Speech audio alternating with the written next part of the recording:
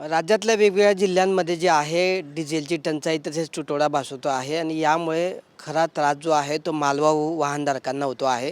नेमकं एक मालवाहू वाहनधारक आहे की तो आजच या ठिकाणी जो आहे आंध्र प्रदेशमधून जळगावमध्ये जो आहे आपला जो माल होता त्याने आंब्याचा जो माल होता किंवा कैरीचा जो माल होता या ठिकाणी जळगावात आणलेला आहे.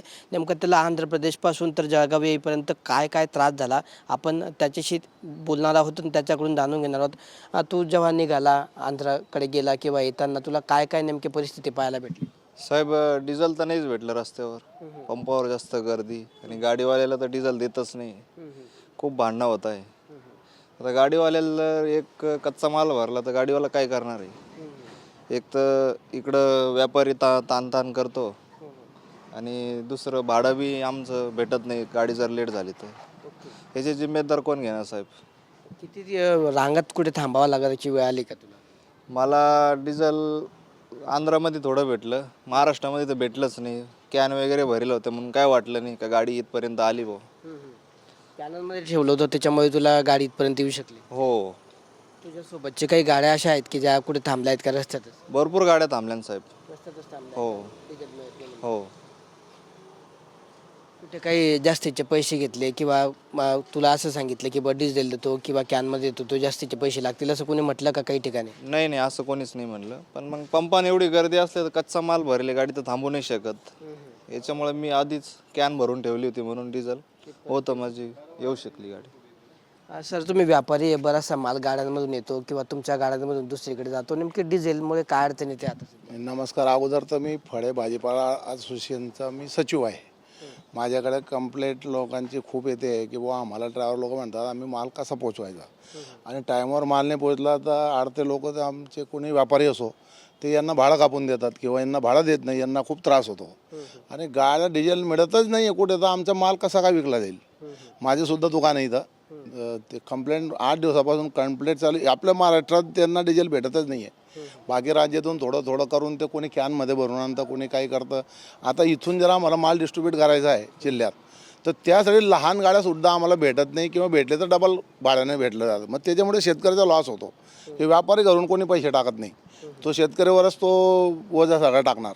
तर मेहरबानी करून सरकारने करायला पाहिजे की डिझेलचे नियंत्रित भाजीपाला वगैरे अत्यावश्यक दूध वगैरे यांना तरी डिझेल द्यायला पाहिजे वेळेवर. आणि नंबर लावतात ड्रायव्हर लोक बिचारे 5-5 तास आणि त्यांना म्हणतात 1000चा डिझेल घ्या किंवा नंबर आला की बंद करून टाकतात. तर हा खूप तुटवडा होतो आहे, त्याच्यामुळे खूप लोकांना त्रास होतो आहे. हा व्यापारी म्हणून तुम्हाला काही आर्थिक पण त्रास होतोय का? आर्थिक संकट पण होतोय का? नुकसान होतंय का? सगळ्यांचं नुकसान होतं सर. आमच्याकडे माल आम्ही खरेदी करून मागवला तर तो मला अर्ध्या भावात विकावा लागतो किंवा तो मला महाग पडतो डिझेल मिळत नसल्यामुळे. भाडे वाढून गेले, डबल भाडे होऊन गेले लोकल मालांचे.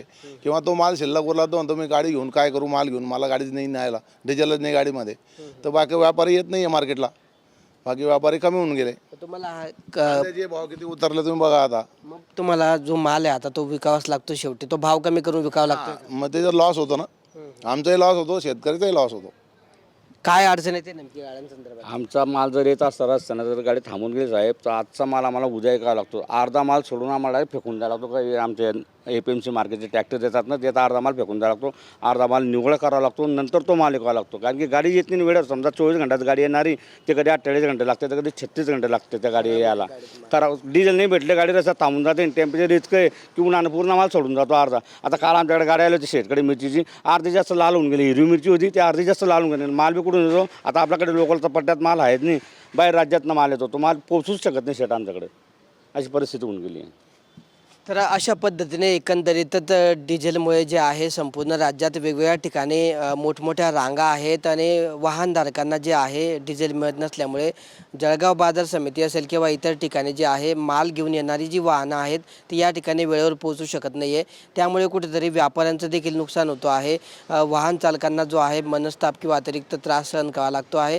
दुसरीकडे या गाड्यांमध्ये जो आहे बाजार समितीमध्ये जो माल येतो तो नाशवंत माल असतो आणि तो वेळेत पोहोचला नाही तर तो गाड्यांमध्येच खराब होत असल्याची देखील माहिती व्यापाऱ्यांनी दिली आहे. त्यामुळे मोठं आर्थिक नुकसान जे आहे व्यापाऱ्यांना देखील सहन करावं लागतं आहे. तर दुसरीकडे हे मालवाहू वाहनातून जे माल घेऊन येणारे चालक आहे त्यांना देखील वेगवेगळ्या ठिकाणी जे आहे हा जो माल घेऊन येताना जो आहे डिझेल मिळत नसल्याने रांगेत उभं राहावं लागतं आहे आणि जो माल वेळेत पोहोचायचा आहे तो माल उशिराने पोहोचत असल्याने त्याचं नुकसान होतं आहे आणि जो माल अक्षरशः फेकून देण्याची वेळ या ठिकाणी येते आहे. तर दुसरीकडे या ठिकाणाहून माल दुसरीकडे नेण्यासाठी वेळेवर वाहनं मिळत नसल्याने माल कमी दरामध्ये विकून तो पोचवला जात असल्याचं देखील या ठिकाणी आपल्याला व्यापाऱ्यांनी सांगितलं. त्यामुळे व्यापारी आणि शेतकरी अशा दोघाही गोष्टींवर जे आहे डिझेल टंचाईचा मोठा परिणाम या ठिकाणी झाल्याचं पाहायला मिळतं आहे. कॅमेरा पर्सन जगदीश संधानशिवसह किशोर पाटील, TV9 मराठी, जळगाव.